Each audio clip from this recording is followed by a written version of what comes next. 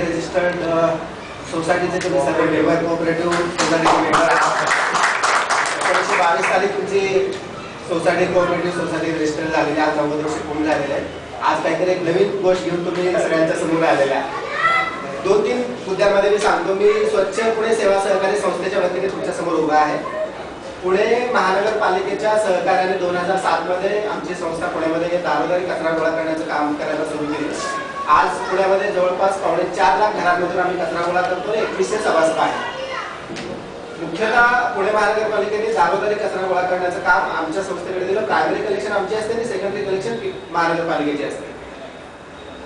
मुख्यतः तुम्ही इथे जमलेले लोक देशात काय चाललंय, राज्यात काय चाललंय, पुण्यात काय चाललंय त्यापेक्षा तुमच्या कॉलनी पंचायत किंवा तुमच्या सोसायटीत काय प्रश्न आहेत ते कसं सोडवायचा हा प्रश्न तुमच्यासमोर महत्वाचा आहे हे जाणतो आणि त्याच्यावर मी मुख्यतः बोलणार आहे. प्रभाग नंबर 36 हा शून्य कचऱ्यासाठी निवडला गेलेला प्रभाग आहे.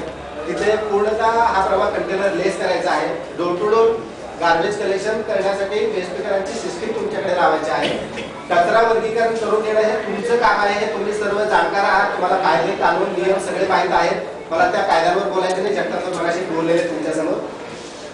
अपेक्षा ही आहे की आता सगळ्यांच्या डोक्यामध्ये असे प्रश्न असतील की कोणीतरी काटे नावाचा व्यक्ती येतो, दिलीप नावाचा व्यक्ती येतो, कलावती बाई येते, 3-4 लोक आम्हाला दिसतात. कोणाला नेमकं कचरा द्यायचा त्याच्यावर दाते सरांनी आम्ही मार्ग काढलेला आहे. उद्यापासून कोणीतरी एकच व्यक्ती तुमच्याकडे कचरा घ्यायला येईल हे मी शुअरली आता सांगेन. फक्त प्रश्न असा असतो की दरवाजापर्यंत येणार का गेट पर्यंत येणार हे तुम्ही ठरवा. इंटरनेट तुम्हाला गेट पर्यंत आणून द्यायचं आहे कचरा की दरवाजातून येणं तुम्हाला अफोर्डेबल आहे. पण दर महिन्याला 30 रुपये आम्ही घंटी कलेक्शन करू. त्याचे सोसायटी असेल तर सोसायटीच्या फंड मधून द्या, इंडिव्हिज्युअल देत असाल तर इंडिव्हिज्युअलला. या व्यतिरिक्त स्वच्छ पुणे सेवा सहकारी संस्था पुण्यामध्ये खत प्रकल्पाचं पण काम करतात. जसे पुण्यावर करतात असे 7-8 लोक आहेत. आम्ही करतो त्याचबरोबरीने.